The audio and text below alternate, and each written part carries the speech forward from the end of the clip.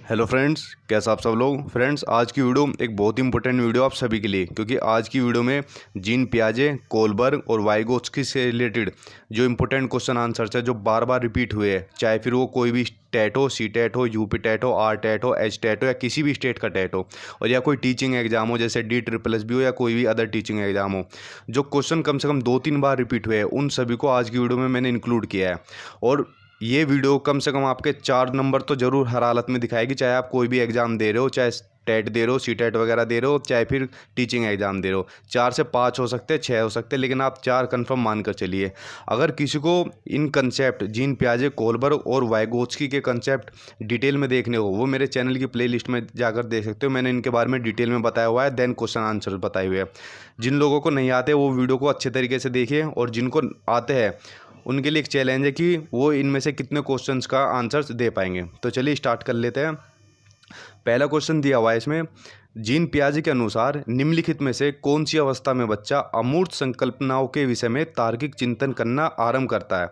देखिए, जो जीन पियाजे थे, इन्होंने संज्ञानात्मक विकास का सिद्धांत दिया था। बात की जाए इंग्लिश में कोग्निटिव डेवलपमेंट, तो इन्होंने 4 अवस्थाएं बताई थी बच्चे के विकास की। पहली बताई थी इन्होंने संवेदिक प्रेरक अवस्था, जो कि आपकी जन्म से लेकर 2 साल होती है। फिर उसके बाद थी पूर्व संक्रियात्मक अवस्था, जो कि 2 साल से लेकर 7 साल तक होती है। फिर होती है मूर्त संक्रियात्मक अवस्था, जो कि 7 से 11 साल होती है। और फिर होती है औपचारिक या फिर अमूर्त संक्रियात्मक अवस्था, जो कि 11 से ऊपर या 12 वर्ष से ऊपर होती है। तो जीन पियाजे ने संज्ञानात्मक विकास में ये 4 अवस्थाएं बताई है कोग्निटिव डेवलपमेंट में बच्चे की। तो इसी क्वेश्चन में पूछा हुआ है कि कौन सी अवस्था है जिसमें बच्चा अमूर्त संकल्पनाओं के विषय में तार्किक चिंतन करना आरंभ कर देता है। और देखिए, अभी मैंने बताया था जो आपकी औपचारिक संक्रियात्मक अवस्था है, इसको ही अमूर्त संक्रियात्मक अवस्था कहते हैं। अच्छा, मूर्त अमूर्त में क्या डिफरेंस होता है? मूर्त वो होता है जिनको हम छू सकते हैं, जिनको टच कर सकते हैं, और अमूर्त होता है जिनको छुआ नहीं जा सकता। तो आपको कंसेप्ट समझ में आ गया होगा। जीन पियाजे का संज्ञानात्मक विकास का सिद्धांत दिया था इन्होंने, और इन्होंने 4 अवस्थाएं बताई थी, और चारों की चारों ये डिटेल में आप सभी के सामने दी हुई है। चलिए, पहला क्वेश्चन आपका क्लियर हो गया। देखिए, सी टेट DSSB में पूछा गया है ये। नेक्स्ट क्वेश्चन है, कोलबर्ग का विकास सिद्धांत निम्न में से किससे संबंधित है? या कोलबर्ग ने कौन सा विकास का सिद्धांत दिया था? पहला भाषा विकास, बी संज्ञानात्मक विकास जीन पियाजे ने दिया था, सी नैतिक विकास, या डी सामाजिक विकास। तो देखिए, कुछ जो कोलबर्ग ने दिया था वो दिया था नैतिक विकास का सिद्धांत, मोरल डेवलपमेंट दिया था इन्होंने। तो आंसर हो जाएगा इसमें सी। चलिए नेक्स्ट क्वेश्चन देखते हैं। क्वेश्चन इतने इंपॉर्टेंट है, ये क्वेश्चन बार बार रिपीट होते हैं और 2-3 बार पूछे गए हर एग्जाम में, इसलिए मैंने सभी को इंक्लूड किया है। आगे है, वाइगोत्स्की के सिद्धांत में विकास के निम्नलिखित में से कौन से पहलू की उपेक्षा होती है? देखिए, जो वाइगोत्स्की थे, इन्होंने दिया था सामाजिक सांस्कृतिक का सिद्धांत। तो इन तीनों के सिद्धांत आपको क्लियर हो गए होंगे। जीन पियाजे ने संज्ञानात्मक, कोलबर्ग ने नैतिक विकास का, और वाइगोत्स्की ने दिया था सामाजिक और सांस्कृतिक का सिद्धांत। इसमें पूछा है किसके वाइगोत्स्की के सिद्धांत में विकास के निम्नलिखित में से कौन से पहलू की उपेक्षा होती है? सांस्कृतिक की होती है, बी जैविक की होती है, सी भाषा की होती है, या डी सामाजिक की होती है? देखिए, सामाजिक सांस्कृतिक तो मैंने भी बता दिया, इन्होंने सिद्धांत दिया था, जिसमें कि भाषा का भी इंपॉर्टेंट रोल होता है। रहा जैविक, तो इस पहलू की उपेक्षा होती है। तो आंसर हो जाएगा इसमें आपका बी जैविक। चलिए नेक्स्ट क्वेश्चन देखते हैं। वह अवस्था जब बच्चा तार्किक रूप से वस्तुओं व घटनाओं के विषय में चिंतन आरंभ करता है, वह कौन सी अवस्था है? ये जीन पियाजे की 4 अवस्था है, तो वह कौन सी है? औपचारिक संक्रियात्मक अवस्था है, पूर्व संक्रियात्मक अवस्था है, मूर्त संक्रियात्मक अवस्था है, या फिर संवेदिक प्रेरक अवस्था है, सेंसरी मोटर जिसे बोलते हैं। तो ये आपकी मूर्त संक्रियात्मक अवस्था। आंसर हो जाएगा इसमें सी। देखिए, C TET, UP TET, DSSB कितनी सभी में पूछा गया है, और ऐसे एग्जामिनर ने सेम उठा के रख रखा है, थोड़ा बहुत चेंज करके दे देगा। तो आप देख सकते हो कितने इंपॉर्टेंट क्वेश्चन है ये आप सभी के लिए। नेक्स्ट है, कोलबर्ग के अनुसार किस अवस्था में नैतिकता यानी मोरलिटी बाह्य कारकों द्वारा निर्धारित होती है? बाह्य कारक जो बाहर से प्रेरित करते हैं उसे। तो कोलबर्ग ने भी अपनी 3 अवस्थाएं बताई थी बच्चे के लिए, जैसे जीन पियाजे ने बताई थी, तो इन्होंने 3 बताई थी, जीन पियाजे ने 4 बताई थी। और इसमें पूछा है उसमें कि किस अवस्था में नैतिकता बाह्य कारकों द्वारा निर्धारित होती है। यानी कि मान लीजिए, अगर हम किसी बच्चे को चॉकलेट का लालच देंगे कि अगर तुमने ये काम किया तो हम तुमको चॉकलेट देंगे, तो कहीं ना कहीं उसको लालच दिया जा रहा है, पुरस्कार दिया जा रहा है किसी काम को करवाने के लिए। तो यानी कि जो उसकी नैतिकता है वो बाह्य कार्य के द्वारा निर्धारित हो रही है। तो वो किस अवस्था में है? पूर्व पारंपरिक अवस्था में है, पारंपरिक अवस्था में है, पश्चात पारंपरिक अवस्था में, या उपरोक्त में से कोई नहीं। तो इसका आंसर हो जाएगा बी, पारंपरिक अवस्था। चलिए नेक्स्ट देखते हैं। कोलबर्ग के सिद्धांत के पूर्व परंपरागत स्तर के अनुसार कोई नैतिक निर्णय लेते समय एक व्यक्ति निम्नलिखित में से किस तरफ प्रवृत्त होगा? पहला, अंतर्निहित संभावित दंड, बी, व्यक्तिगत आवश्यकताएं तथा इच्छाएं, सी, व्यक्तिगत मूल्य, डी, पारिवारिक अपेक्षाएं। तो वो होगा, आंसर हो जाएगा इसका ए, अंतर्निहित संभावित दंड। चलिए नेक्स्ट क्वेश्चन देखते हैं। उत्तर बाल्यावस्था में बालक भौतिक वस्तुओं के किस आवश्यक तत्व में परिवर्तन समझने लगते हैं? देखिए, जो उत्तर बाल्यावस्था होती है, या आपकी मूर्त संक्रियात्मक अवस्था भी जिसे बोलते हैं, 7 से 11 जीन पियाजे ने बताई थी। तो इसमें पूछा है कि भौतिक वस्तुओं के किस आवश्यक तत्व में परिवर्तन समझने लगते हैं बच्चे? ए, द्रव्यमान में, बी, द्रव्यमान और संख्या में, सी, खाली संख्या में, या फिर डी, द्रव्यमान, संख्या और क्षेत्र में। तो तीनों में करने लगते हैं, परिवर्तन समझने लगता है। आंसर हो जाएगा इसका डी, राजस्थान में पूछा गया था टेट में। चलिए नेक्स्ट देखते हैं। पियाजे के अनुसार बच्चों का चिंतन वयस्कों से, यानी जो बड़े होते हैं, वयस्कों से डैश में भिन्न होता है बजाय डैश के। तो आंसर है इसका ए, मात्रा प्रकार, बी, आकार और मूर्त परकता, सी, प्रकार और मात्रा, या फिर डी, आकार और किस्म। तो आंसर हो जाएगा इसका सी, प्रकार और मात्रा में, वयस्कों से प्रकार में भिन्न होता है बजाय मात्रा के, क्वांटिटी के। चलिए नेक्स्ट देखते हैं। पियाजे के अनुसार संज्ञानात्मक विकास की अवस्थाओं को बांटा गया है। देखिए कितना सिंपल क्वेश्चन है, और आपका कितने एग्जाम में सेम पूछा गया है, और सिंपल क्वेश्चन है, एग्जामिनर सिंपल पूछता है टेट वगैरह में। तो संज्ञानात्मक विकास दिया था जीन पियाजे ने, और उन्होंने बच्चे की 4 अवस्थाएं बताई थी, जैसे कि आपको बता दिया है पीछे। तो आंसर हो जाएगा इसका 4। सिंपल क्वेश्चन आया था और रिपीट हुआ है क्वेश्चन। अगला है, बच्चे के संज्ञानात्मक विकास यानी कोग्निटिव डेवलपमेंट को सबसे अच्छे तरीके से कहाँ परिभाषित किया जा सकता है, कहाँ डिफाइन किया जा सकता है? पहला, खेल के मैदान में यानी प्लेग्राउंड में, बी, विद्यालय एवं कक्षा में, सी, गृह में यानी घर में, या डी, ऑडिटोरियम में। देखिए क्वेश्चन यूपी टेट और सी टेट दोनों में रिपीट हुआ है, और शायद एक जगह और हुआ था, यानी 3 जगह क्वेश्चन तो मैंने देख लिया। तो जो बच्चों का जो संज्ञानात्मक विकास है उसको सबसे अच्छे तरीके से जो डिफाइन किया जा सकता है वो किया जा सकता है आपके विद्यालय एवं कक्षा में। आंसर हो जाएगा इसका बी, इंपोर्टेंट क्वेश्चन है। चलिए नेक्स्ट देखते हैं। पियाजे तथा वाइगोत्स्की के अनुसार एक रचनात्मक कक्षा कक्ष में अधिगम ए, शिक्षक द्वारा लिखवाया जाता है तथा विद्यार्थी निष्क्रिय प्राप्तकर्ता होते हैं। विद्यार्थी कभी निष्क्रिय जहाँ हो गए तो समझ लो क्वेश्चन ही गलत है, उसका आंसर ही गलत है। तो विद्यार्थी कभी निष्क्रिय नहीं हो सकते, सक्रिय होना चाहिए स्टूडेंट्स को। अगला है बी, उद्दीपक तथा अनुक्रिया के जोड़ से होता है, ये भी नहीं होगा। सी, शिक्षक द्वारा पुनर्बलन किया जाना है, या फिर डी, शिक्षार्थियों द्वारा स्वयं सर्जित किया जाता है जो एक सक्रिय भूमिका निभाते हैं। देखिए बिल्कुल पॉजिटिव है, तो इसका आंसर हो जाएगा डी। चलिए नेक्स्ट देखते हैं।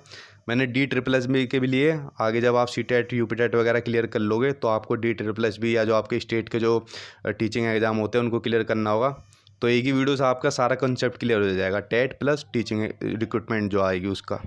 अगला है, वाइगोत्स्की बच्चों के सीखने में निम्नलिखित में से किस कारक की महत्वपूर्ण भूमिका पर बल देते हैं? पहला, आनुवांशिक यानी हेरिडिटी, या बी, नैतिक मोरलिटी, सी, शारीरिक फिजिकल, या फिर डी, सामाजिक। तो देखिए वाइगोत्स्की का सिंपल आपको पता है, इन्होंने सामाजिक सांस्कृतिक का सिद्धांत दिया था। तो किस महत्वपूर्ण भूमिका पर बल देंगे? सामाजिक पर। सी टेट और D++ में भी पूछा गया है।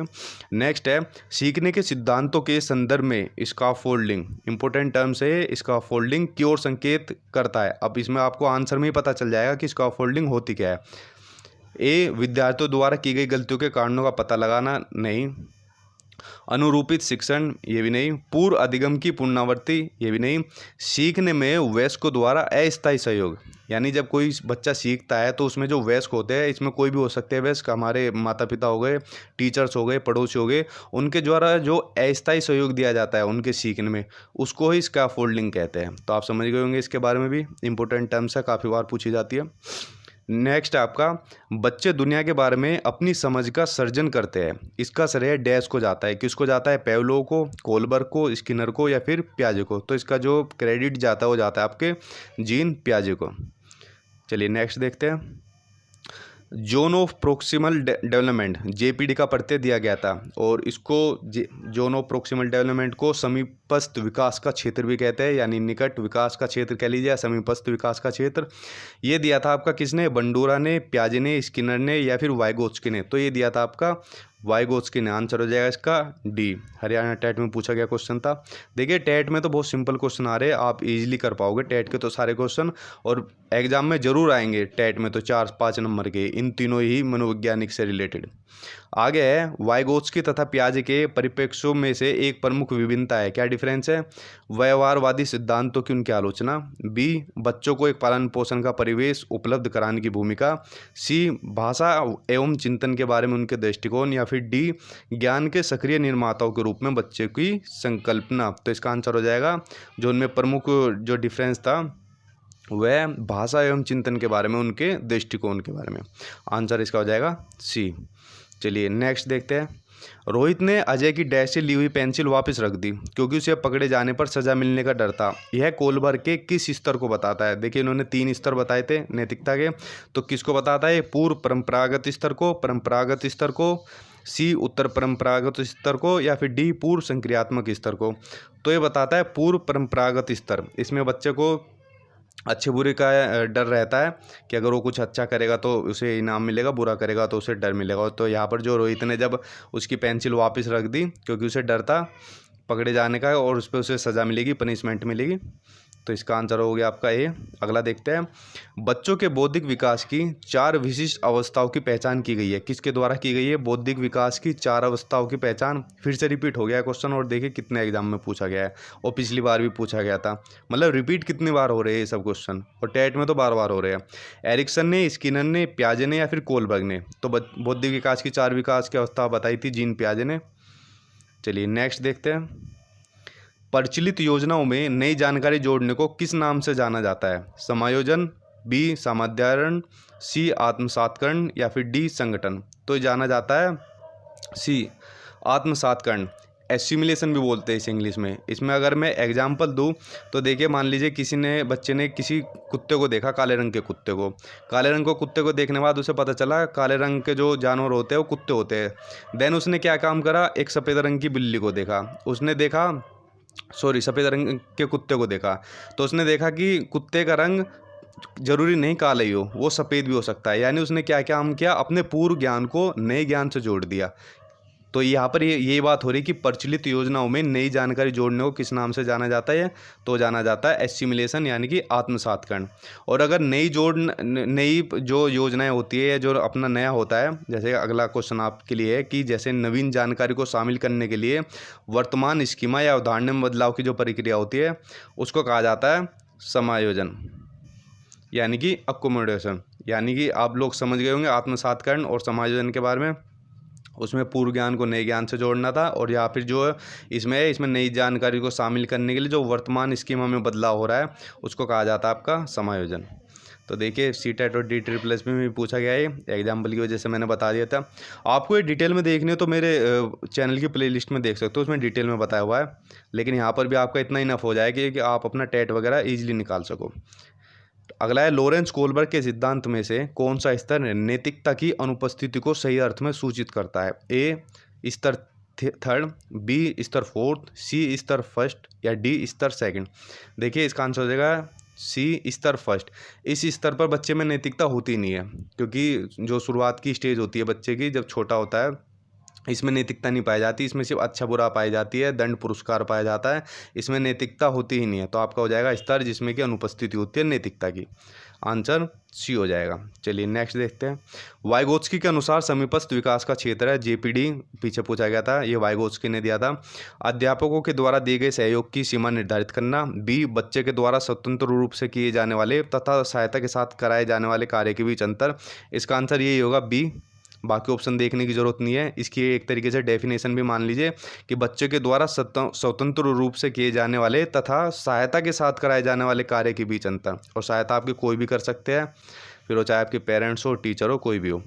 अगला है वस्तुओं को क्रम से लगाने की क्षमता बालक में विकसित हो जाती है जब वह इंद्रिय गति अवस्था हो, सेंसरी मोटर में हो, पूर्व क्रिया अवस्था में हो, मूर्त क्रिया अवस्था में हो, या फिर औपचारिक क्रिया अवस्था में हो। तो देखिए जो जो वस्तुओं को क्रम में लगाने की क्षमता होती है वो बच्चे में होती है मूर्त क्रियावस्था में। यहाँ पर बच्चे में क्रमबद्धता का ज्ञान हो जाता है, तभी वो वस्तु को क्रम में लगाता है। तो क्रमबद्धता का ज्ञान होता है आपका मूर्त क्रियावस्था में। आंसर इसका थर्ड हो गया था। नेक्स्ट है, मनोवैज्ञानिक वाइगोत्स्की कहाँ के थे? इंपॉर्टेंट क्वेश्चन है। जापान के थे, रूस के थे, फ्रांस के थे या चीन के थे? देखिए वाइगोत्स्की थे आपके रूस के। और DSSS में एक क्वेश्चन पूछा गया था कि जीन पियाजे कहाँ के वैज्ञानिक थे, तो वो थे आपके स्विट्जरलैंड के। और उसके अलावा अगर कोलबर्ग की बात की जाए तो वो थे आपके अमेरिका के। तो ये आपको तीनों क्लियर हो गए होंगे। अब पता नहीं एग्जाम में इनमें से कोई सा भी पूछ सकता है। नेक्स्ट है आपका, 1 वर्ष तक के शिशु जब आँख, कान व हाथों से सोचते हैं तो निम्नलिखित में से कौन सा स्तर शामिल होता है? तो ये आँख, कान व हाथ, ये कहीं ना कहीं हमारे सेंसरी मोटर की बात हो रही है यहाँ पर। जब इनसे सोचता है बच्चा, तो देखिए जब बच्चा बहुत छोटा होता है, शुरुआत की स्टेज में होता है, तभी इनसे सोचता है अपने सेंसरी मोटर्स से।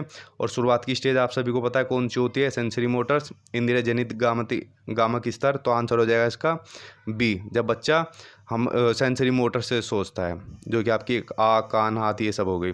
चलिए नेक्स्ट देखते हैं। कोलबर्ग के अनुसार शिक्षक बच्चों में नैतिक मूल्यों का विकास कर सकता है। किससे कर सकता है? धार्मिक शिक्षा को महत्व देकर, बी व्यवहार के स्पष्ट नियम बताकर, सी नैतिक मुद्दों पर आधारित चर्चाओं में उन्हें शामिल करके, या फिर डी कैसे व्यवहार किया जाना चाहिए इस पर कठोर निर्देश देकर। तो इसका आंसर हो जाएगा सी, नैतिक मुद्दों पर आधारित चर्चाओं में उन्हें शामिल करके।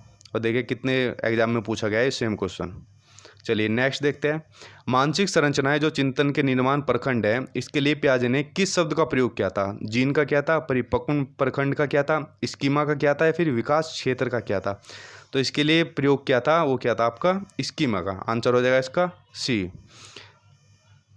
नेक्स्ट है आपका, कोलबर्ग के अनुसार सही और गलत पर्सन के बारे में निर्णय लेने में शामिल चिंतन प्रक्रिया को क्या कहा जाता है? ए नैतिक दुविधा, बी सहयोग की नैतिकता, सी नैतिक तर्कना, या फिर डी नैतिक यथार्थवाद। तो देखिए कहा जाता है इसका सी, नैतिक तर्कना। जब सही और गलत क्वेश्चन के बारे में निर्णय लिया जाता है, यानी कि निर्णय लेने में या तो शामिल चिंतन जो प्रक्रिया होती है उसको नैतिक तर्कना कहते हैं। तो आंसर इसमें हो जाएगा सी, नैतिक तर्कना। आप समझ भी गए होंगे जब सही और गलत पर्सन के बारे में निर्णय लिया जाए। और देखिए क्वेश्चन काफ़ी एग्जाम में पूछा गया है, DSSS में पूछा गया है, हरियाणा टेट में, CTET में पूछा गया है। कितने इंपॉर्टेंट क्वेश्चन है। तो फ्रेंड्स ये सभी इंपॉर्टेंट क्वेश्चन आंसर्स थे जीन पियाजे, कोलबर्ग और वाइगोत्स्की से रिलेटेड, जो मैंने आज की वीडियो में इंक्लूड किए। अगर ये वीडियो आप अच्छे तरीके से कर लेते हो तो आपके 4-5 नंबर इसी से कंप्लीट हो जाएंगे। और अगर आपको डिटेल में देखनी हो तो आप ऑनलाइन टीचर एकेडमी की प्लेलिस्ट में जाकर देख सकते हो। इन तीनों की थ्योरी कंसेप्ट में मैंने बताई हुई है और देन क्वेश्चन आंसर बताया है। आई होप आपको वीडियो पसंद आई होगी। पसंद आई तो लाइक कीजिए, चैनल को सब्सक्राइब कीजिए। Thank you.